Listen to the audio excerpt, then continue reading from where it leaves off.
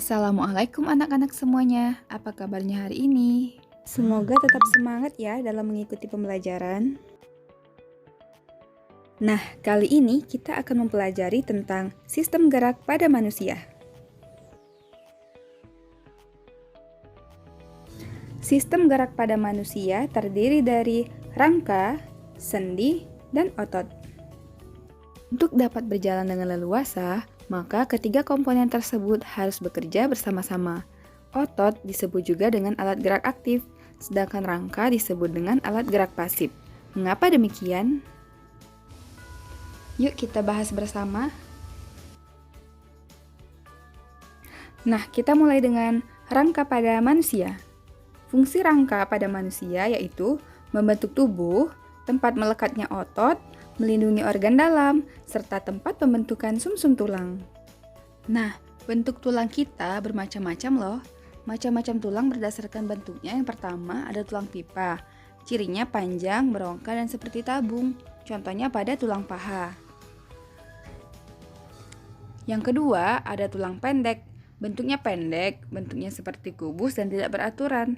Contohnya pada tulang pergelangan tangan. Dan yang ketiga ada tulang pipih. Bentuknya pipih seperti lempeng, contohnya pada tulang belikat. Nah, yang terakhir adalah tulang tak beraturan. Cirinya bentuknya tidak beraturan, contohnya pada tulang pembentuk wajah. Nah, sekarang kita pelajari yuk tulang penyusun rangka tubuh manusia.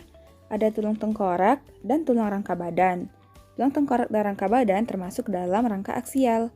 Sedangkan tulang anggota gerak termasuk dalam rangka apendikular. Lanjut. Nah, yuk kita bahas satu persatu. Yang pertama ada tulang tengkorak atau kranium.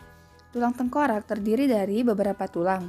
Ada frontal yang disebut juga dengan tulang dahi, kemudian nasal atau tulang hidung, maksila atau tulang rahang atas, ada juga yang disebut dengan mandibula atau tulang rahang bawah, kemudian ada tulang zigomatik atau tulang pipi,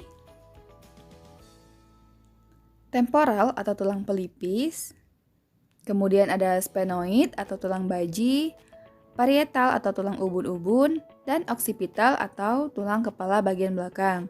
Nah, untuk lebih jelasnya kalian bisa lihat gambar ini ya. Nah, itu tadi penjelasan tentang tulang-tulang pada tulang tengkorak. Sekarang kita lanjut ke rangka badan ya. Rangka badan juga tersusun dari banyak tulang-tulang loh. Nah, kita akan bahas satu persatu ya. Tulang leher pertama disebut atlas, tulang leher kedua disebut aksis. Nah, ada pula 5 ruas tulang lainnya yang jika digabungkan dengan atlas dan aksis menjadi 7 ruas tulang leher. Menuju ke bagian bawah, ada 12 ruas tulang punggung. Kemudian, ada pula 5 ruas tulang pinggang. Nah, di sisi depan bagian atas, ada sepasang tulang selangka atau klavikula. Kemudian ada tulang dada atau disebut juga dengan sternum. Dan ada tulang rawan kostal atau kostal cartilago yang fungsinya menghubungkan tulang rusuk dan tulang dada. Nah, masih di bagian dada, ada pula 7 pasang rusuk sejati, kemudian 3 pasang rusuk palsu, dan 2 pasang rusuk melayang. Serta ada pula tulang skapula atau tulang belikat di bagian belakang sisi atas. Nah, untuk bagian bawah terdapat beberapa tulang. Ada tulang koksik atau tulang ekor,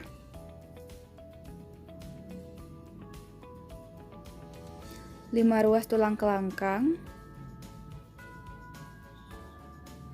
tulang kemaluan atau pubis, dan tulang panggul atau pelvis.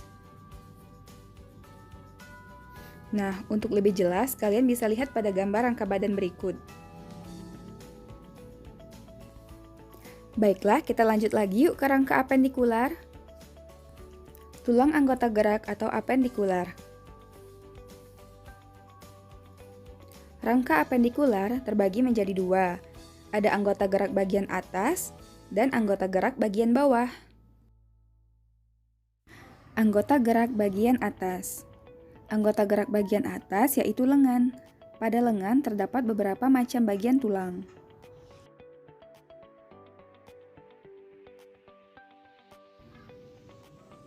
Yang pertama ada humerus atau tulang lengan atas. Kemudian ada radius atau biasa disebut dengan pengumpil. Ulna atau biasa disebut hasta. Karpal atau tulang pergelangan tangan. Metakarpal atau tulang telapak tangan, dan falang atau tulang jari tangan. Nah, secara lengkap kalian bisa lihat di gambar berikut.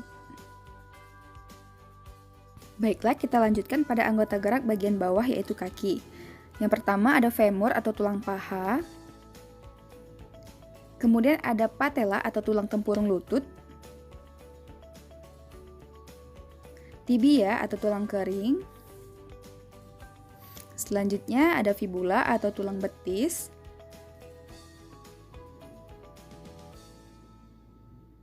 Tarsal atau tulang pergelangan kaki.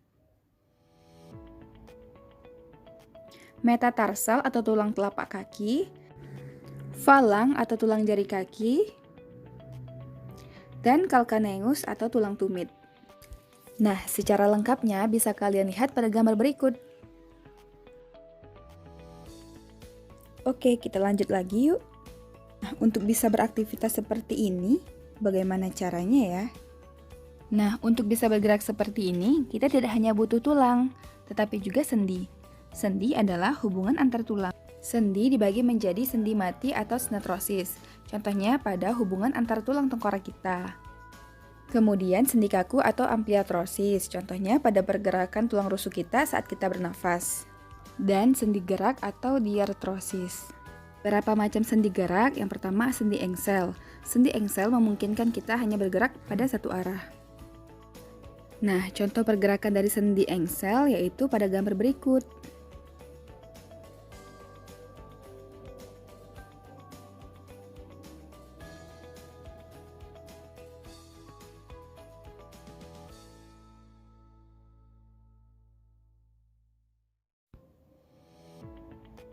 Yang kedua ada sendi peluru. Sendi peluru memungkinkan lengan dan kaki kita untuk memutar ke semua arah. Contohnya pada saat kita bermain sepak bola, melemparkan sesuatu, atau kegiatan lainnya yang memungkinkan pangkal lengan dan pangkal kaki kita untuk bergerak ke segala arah. Yang ketiga ada sendi putar. Sendi putar adalah sendi yang salah satu ujung tulang mengitari atau berputar pada ujung tulang lainnya. Contohnya pada pergerakan tulang pengumpil dan tulang hasta. Atau pada tulang tengkorak dan tulang atlas, contohnya pada gambar berikut.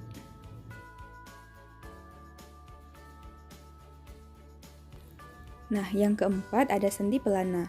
Sendi pelana merupakan sendi yang gerakannya dua arah, ke samping dan ke depan. Contohnya pada pergerakan ibu jari kita. Jadi, ibu jari bisa digerakkan ke samping kiri kanan atau ke depan dan belakang. Nah, kita sudah bahas mengenai rangka dan sendi. Sekarang kita bahas komponen berikutnya yuk, yaitu otot. Nah, tahukah kamu, otot merupakan salah satu komponen yang paling penting pada sistem gerak kita. Karena ototlah yang bisa menggerakkan rangka, oleh karena itu otot disebut sebagai alat gerak aktif. Nah, otot terbagi menjadi 3 sesuai dengan letak dan fungsinya. Ada otot lurik, otot polos, dan otot jantung. Ketiga otot ini memiliki fungsi yang berbeda-beda. Nah, sekarang kita bahas yuk apa saja perbedaan ketiga otot ini. Nah, otot polos berbentuk gelondong dengan inti satu di tengah, bekerja secara tidak sadar dan tidak cepat lelah, terdapat pada sistem organ. Untuk otot lurik berbentuk silindris memanjang, intinya banyak di tepi, bekerja secara sadar dan mudah lelah, letaknya melekat pada rangka. Sedangkan otot jantung berbentuk silindris, memanjang dan bercabang, inti lebih dari satu di tengah sel, bekerja secara tidak sadar dan tidak cepat lelah, dan hanya terdapat pada jantung. Nah, agar kalian lebih paham, untuk gambar otot dan letaknya dapat kalian perhatikan pada gambar ini ya.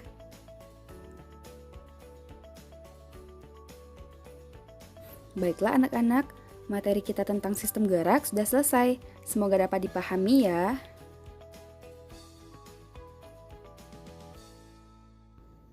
Semangat terus ya anak-anak, dan kita sama-sama berdoa semoga pandemi ini segera berlalu. Amin. Baiklah, sampai bertemu lagi di pembelajaran berikutnya. Oke?